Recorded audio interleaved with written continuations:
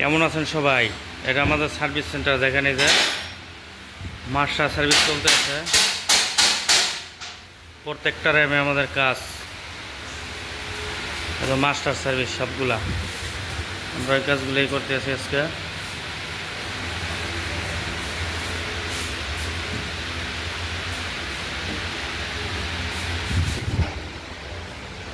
এগুলো সবই master service চলবো।